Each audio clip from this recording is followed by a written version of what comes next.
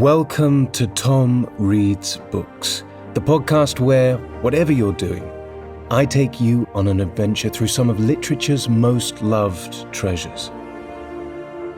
If you do enjoy the podcast, make sure to subscribe so that you never miss an episode, and also check out the Patreon at patreon.com/TomReadsBooks, where I release 2 exclusive episodes every week of a completely different book, full audiobook versions of all books read, and you can help choose future books for me to read.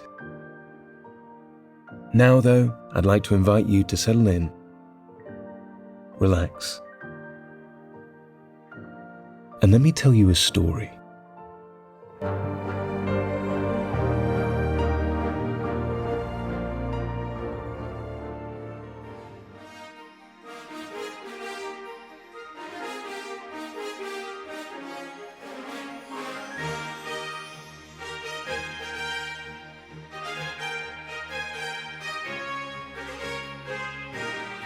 Alice's Adventures in Wonderland.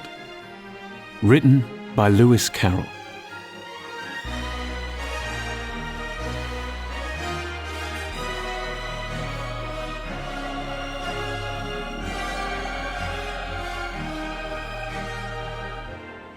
Continuing Chapter 6. Pig and Pepper. The door led right into a large kitchen, which was full of smoke from one end to the other. The Duchess was sitting on a 3-legged stool in the middle, nursing a baby. The cook was leaning over the fire, stirring a large cauldron, which seemed to be full of soup. "There's certainly too much pepper in that soup," Alice said to herself, as well as she could for sneezing. There was certainly too much of it in the air. Even the Duchess sneezed occasionally. And as for the baby, it was sneezing and howling alternately without a moment's pause. The only 2 creatures in the kitchen that did not sneeze were the cook and a large cat, which was lying on the hearth and grinning from ear to ear. "Please, would you tell me," said Alice, a little timidly, for she was not quite sure whether it was good manners for her to speak first, "why your cat grins like that?" "It's a Cheshire cat," said the Duchess, "and that's why. Pig!" She said the last word with such sudden violence that Alice quite jumped, but she saw in another moment that it was addressed to the baby and not to her, so she took courage and went on again. "I didn't know that Cheshire cats always grinned. In fact, I didn't know that cats could grin." "They all can," said the Duchess, "and most of them do." "I don't know any that do," Alice said very politely, feeling quite pleased to have got into a conversation. "You don't know much," said the Duchess, "and that's a fact." Alice did not at all like the tone of this remark, and thought it would be as well to introduce some other subject of conversation. While she was trying to fix on one, the cook took the cauldron of soup off the fire and at once set to work throwing everything within her reach at the Duchess and the baby. The fire irons came first, then followed a shower of saucepans, plates and dishes. The Duchess took no notice of them even when they hit her, and the baby was howling so much already that it was quite impossible to say whether the blows hurt it or not. "Oh, please mind what you're doing," cried Alice, jumping up and down in an agony of terror. "Oh, there goes his precious nose," as an unusually large saucepan flew close by it and nearly carried it off.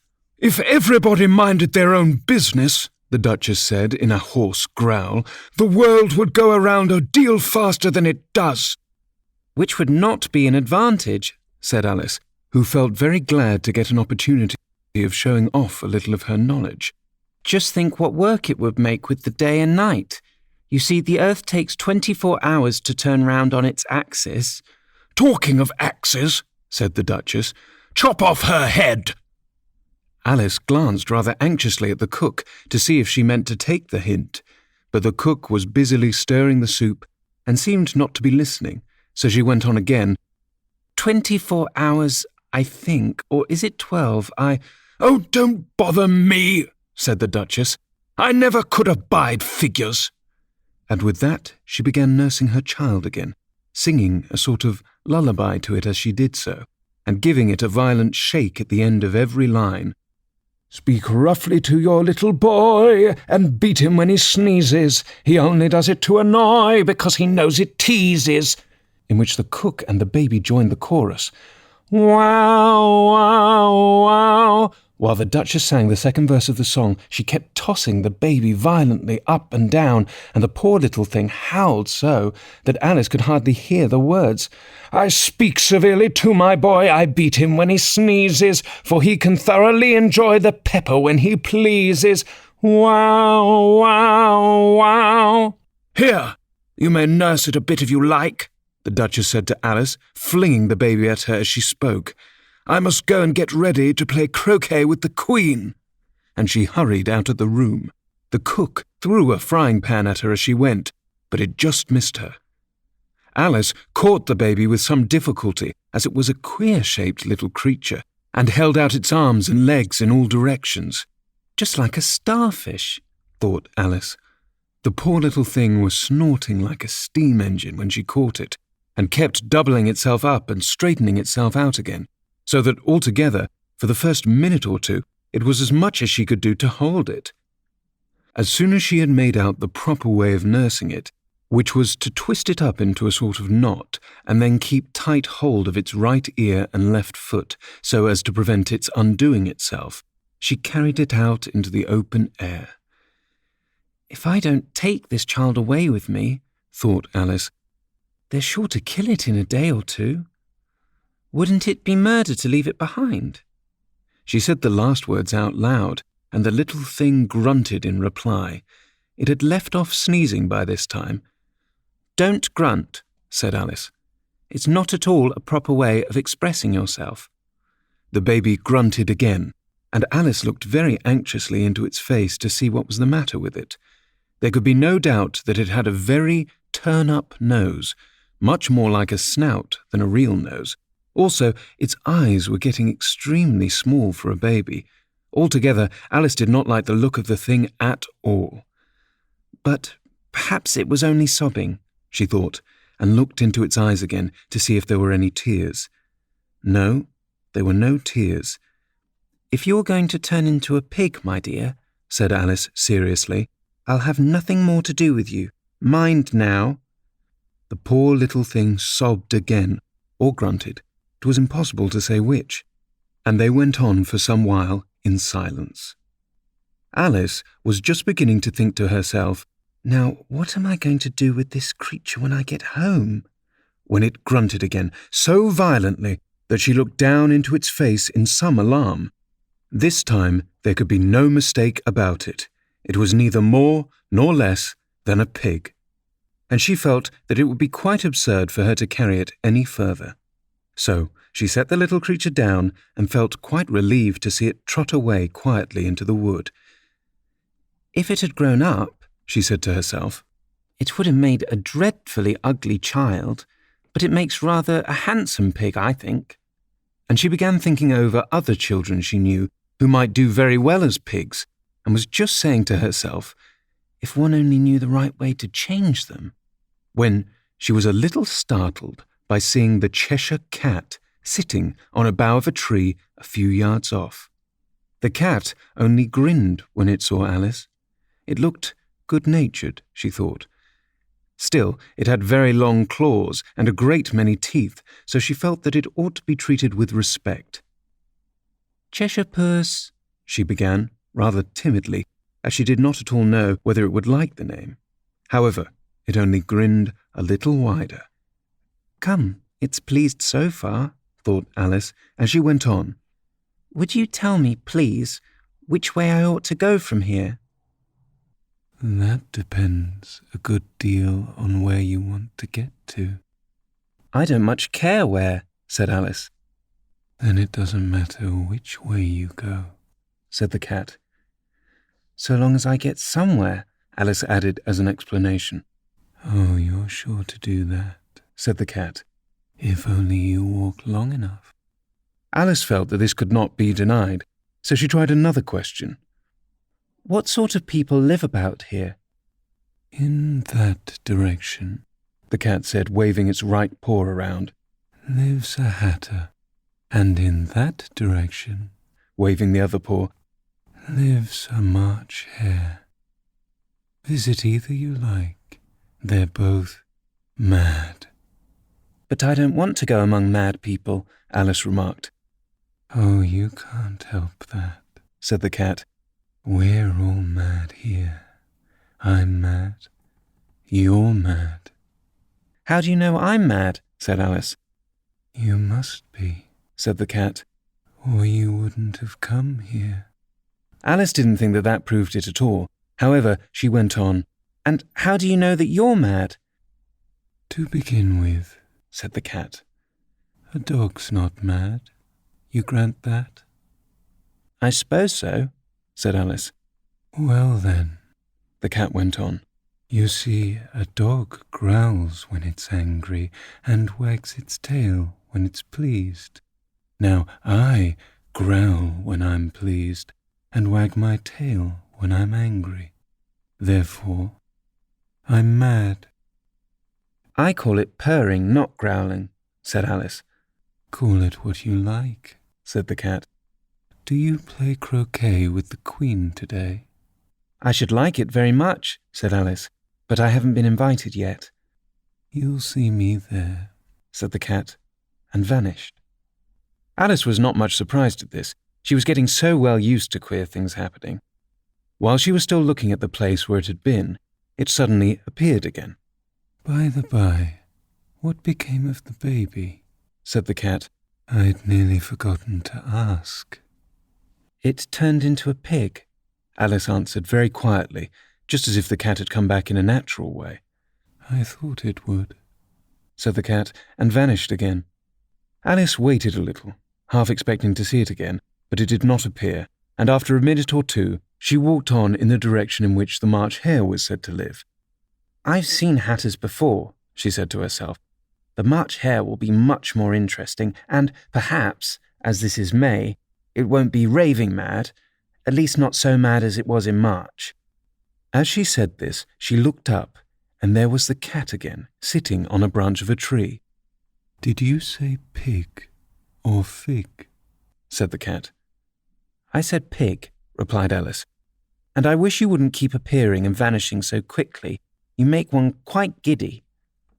All right, said the cat, and this time it vanished quite slowly, beginning with the end of the tail and ending with the grin, which remained some time after the rest of it had gone. Well, I've often seen a cat without a grin, thought Alice, but a grin without a cat, it's the most curious thing I ever saw in all my life. She had not gone much further before she came in sight of the house of the March Hare. She thought it must be the right house, because the chimneys were shaped like ears, and the roof was thatched with fur. It was so large a house that she did not like to go nearer till she had nibbled some more of the left-hand bit of mushroom and raised herself to about 2 feet high. Even then she walked up towards it rather timidly, saying to herself, Suppose it should be raving mad after all. I almost wish I'd gone to see the Hatter instead.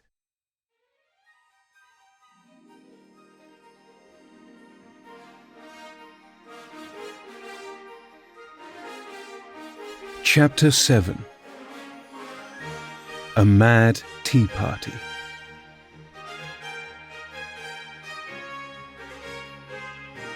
There was a table set out under a tree in front of the house, and the March Hare and the Hatter were having tea at it. A dormouse was sitting between them, fast asleep, and the other two were using it as a cushion, resting their elbows on it and talking over its head. Very uncomfortable for the dormouse, thought Alice. Only, as it's asleep, I suppose it doesn't mind. The table was a large one, but the three were all crowded together at one corner of it. No room! No room! They cried out when they saw Alice coming. There's plenty of room, said Alice indignantly, and she sat down in a large armchair at one end of the table. Have some wine, the March Hare said in an encouraging tone. Alice looked all around the table, but there was nothing on it but tea. I don't see any wine, she remarked. There isn't any, said the March Hare. Then it wasn't very civil of you to offer it, said Alice angrily. It wasn't very civil of you to sit down without being invited, said the March Hare. I didn't know it was your table, said Alice. It's laid for a great many more than 3. Your hair wants cutting, said the Hatter. He had been looking at Alice for some time with great curiosity, and this was his first speech. You should learn not to make personal remarks, Alice said with some severity. It's very rude. The Hatter opened his eyes very wide on hearing this, but all he said was, Why is a raven like a writing desk? Come, we shall have some fun now. I'm glad they've begun asking riddles. I believe I can guess that, she added aloud. Do you mean you think you can find out the answer to it? Said the March Hare. Exactly so, said Alice. Then you should say what you mean, the March Hare went on. I do, Alice hastily replied. At least I mean what I say. That's the same thing, you know. Not the same thing a bit, said the Hatter. Why, you might just as well say, I see what I eat is the same thing as I eat what I see. You might just as well say, added the March Hare, that I like what I get is the same thing as I get what I like. You might just as well say, added the Dormouse, which seemed to be talking in its sleep, that I breathe when I sleep is the same thing as I sleep when I breathe. It is the same thing to you, said the Hatter, and here the conversation dropped, and the party sat silent for a minute, while Alice thought over all she could remember about ravens and writing desks, which wasn't much. The Hatter was the first to break the silence. What day of the month is it? He said, turning to Alice. He had taken his watch out of his pocket and was looking at it uneasily, shaking it every now and then and holding it to his ear. Alice considered a little and then said, The 4th. 2 days wrong, sighed the Hatter. I told you butter wouldn't suit the works, he added, looking angrily at the March Hare. It was the best butter, the March Hare meekly replied. Yes, but some crumbs must have got in as well, the Hatter grumbled. You shouldn't have put it in with the bread knife. The March Hare took the watch and looked at it gloomily. Then he dipped it into his cup of tea and looked at it again. But he could think of nothing better to say than his first remark. It was the best butter, you know. Alice had been looking over her shoulder with some curiosity. What a funny watch, she remarked. It tells the day of the month and doesn't tell what o'clock it is. Why should it? Muttered the Hatter. Does your watch tell you what year it is? Of course not, Alice replied very readily. But that's because it stays the same year for such a long time together. Which is just the case with mine, said the Hatter. Alice felt dreadfully puzzled. The Hatter's remark seemed to her to have no sort of meaning in it, and yet it was certainly English. I don't quite understand you, she said, as politely as she could. The Dormouse is asleep again, said the Hatter, and he poured a little hot tea upon its nose. The Dormouse shook its head impatiently and said, without opening its eyes, Of course, just what I was going to remark myself. Have you guessed the riddle yet? The Hatter said, turning to Alice again. No, I give up, Alice replied. What's the answer? I haven't the slightest idea, said the Hatter. Nor I, said the March Hare. Alice sighed wearily. I think you might do something better with the time, she said, than wasting it in asking riddles that have no answers. If you knew time as well as I do, said the Hatter, you wouldn't talk about wasting it. It's him. I don't know what you mean, said Alice. Of course you don't, the Hatter said, tossing his head contemptuously. I dare say you never even spoke to time. Perhaps not, Alice cautiously replied. But I know I have to beat time when I learn music. Ah, that accounts for it, said the Hatter. He won't stand beating. Now, if you only kept on good terms with him, he'd do almost anything you like with the clock. For instance, suppose it were 9 o'clock in the morning, just time to begin lessons. You'd only have to whisper a hint to time, and round goes the clock in a twinkling. 1:30, time for dinner. I only wish it was, the March Hare said to itself in a whisper. That would be grand, certainly, said Alice thoughtfully. But then, I shouldn't be hungry for it, you know. Not at first, perhaps, said the Hatter. But you could keep it to 1:30 as long as you liked. Is that the way you manage? Alice asked. The Hatter shook his head mournfully. Not I, he replied. We quarrelled last March, just before he went mad, you know, pointing with his teaspoon at the March Hare. It was at the great concert given by the Queen of Hearts, and I had to sing, Twinkle, twinkle, little bat, how I wonder what you're at. You know the song, perhaps. I've heard something like it, said Alice. It goes on, you know, the Hatter continued, in this way. Up above the world you fly like a tea tray in the sky. Twinkle, twinkle. Here the Dormouse shook itself and began singing in its sleep. Twinkle, twinkle, twinkle, twinkle, and went on so long that they had to pinch it to make it stop. Well, I'd hardly finished the first verse, said the Hatter, when the Queen bawled out, He's murdering the time! Off with his head! How dreadfully savage! Exclaimed Alice. And ever since that, the Hatter went on in a mournful tone, he won't do a thing I ask. It's always 6 o'clock now. A bright idea came into Alice's head. Is that the reason so many tea things are put out here? She asked. Yes, that's it, said the Hatter with a sigh. It's always tea time, and we've no time to wash the things between whiles. Then you keep moving round, I suppose, said Alice. Exactly so, said the Hatter, as the things get used up. But what happens when you come to the beginning again? Alice ventured to ask. Suppose we change the subject, the March Hare interrupted, yawning. I'm getting tired of this. I vote the young lady tells us a story. I'm afraid I don't have one, said Alice, rather alarmed at the proposal. Then the Dormouse shall, they both cried. Wake up, Dormouse! And they pinched it on both sides at once. The Dormouse slowly opened its eyes. I wasn't asleep, it said in a hoarse, feeble voice. I heard every word you fellows were saying. Tell us a story, said the March Hare. Yes, please do, pleaded Alice. And be quick about it, added the Hatter, or you'll be asleep again before it's done. Once upon a time there were 3 little sisters, the Dormouse began in a great hurry. And their names were Elsie, Lacey, and Tilly, and they lived at the bottom of a well. What did they live on? Said Alice, who always took a great interest in questions of eating and drinking. They lived on treacle, said the Dormouse after a minute or two. They couldn't have done that, you know, Alice gently remarked. They'd have been ill. So they were, said the Dormouse. Very ill. Alice tried a little to fancy to herself what such an extraordinary way of living would be like, but it puzzled her too much, so she went on. But why did they live at the bottom of a well? Take some more tea, the March Hare said to Alice very earnestly. I've had nothing yet, Alice replied in an offended tone, so I can't take more. You mean you can't take less? Said the Hatter. It's very easy to take more than nothing. Nobody asked your opinion, said Alice. Who's making personal remarks now? The Hatter asked triumphantly. Alice did not quite know what to say to this, so she helped herself to some tea and bread and butter, and then turned to the Dormouse and repeated her question. Why did they live at the bottom of a well?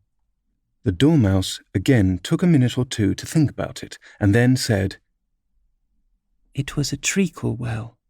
There's no such thing, Alice was beginning very angrily, but the Hatter and March Hare went shh, shh, and the Dormouse sulkily remarked, If you can't be civil, you'd better finish the story for yourself.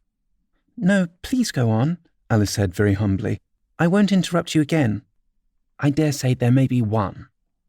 One indeed, said the Dormouse indignantly. However, he consented to go on.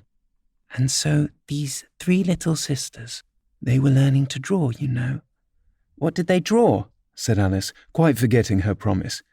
Treacle, said the Dormouse, without considering at all this time. I want a clean cup, interrupted the Hatter. Let's all move one place on. He moved on as he spoke, and the Dormouse followed him. The March Hare moved into the Dormouse's place, and Alice, rather unwillingly, took the place of the March Hare.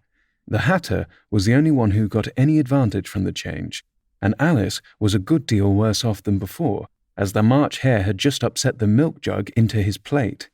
Alice did not wish to offend the Dormouse again, so she began very cautiously. "But I don't understand. Where did they draw the treacle from?" "You can draw water out of a water well," said the Hatter, "so I should think you can draw treacle out of a treacle well, eh, stupid?" "But they were in the well," Alice said to the Dormouse, not choosing to notice this last remark. "Of course they were," said the Dormouse. "Well in." This answer so confused poor Alice that she let the Dormouse go on for some time without interrupting it. "They were learning to draw," the Dormouse went on, yawning and rubbing its eyes, for it was getting very sleepy. "And they drew all manner of things, everything that begins with an M." "Why with an M?" said Alice. "Why not?" said the March Hare. Alice was silent. The Dormouse had closed its eyes by this time and was getting off into a doze, but on being pinched by the Hatter, it woke up again with a little shriek and went on, "That begins with an M, such as mouse traps and the moon and memory and muchness. You know, you say things are much of a muchness. Did you ever see such a thing as a drawing of a muchness?"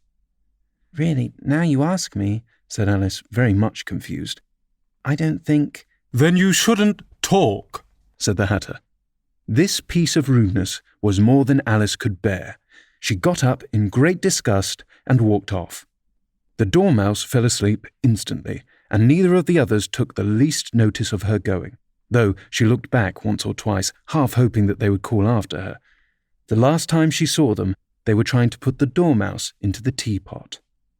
"At any rate, I'll never go there again," said Alice as she picked her way through the wood. "It's the stupidest tea party I ever was at in all my life."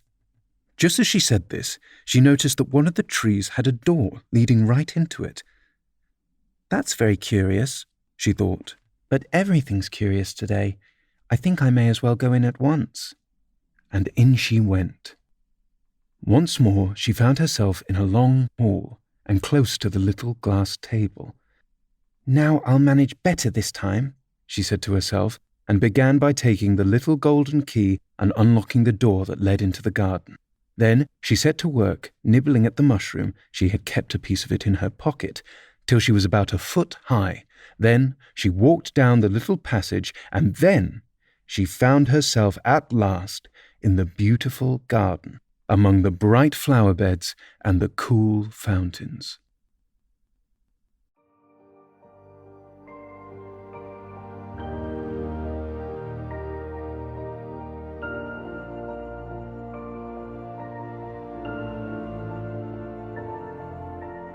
I hope you've enjoyed this episode of the Tom Reads Books podcast.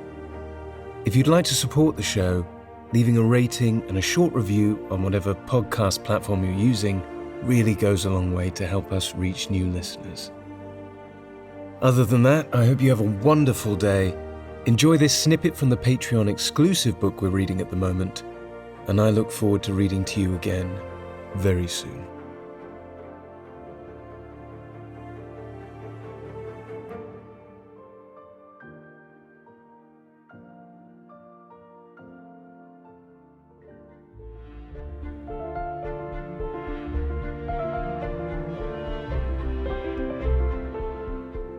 Pride and Prejudice. I am perfectly convinced by it that Mr. Darcy has no defect. He owns it himself without disguise. "No," said Darcy, "I have made no such pretension. I have faults enough, but they are not, I hope, of understanding.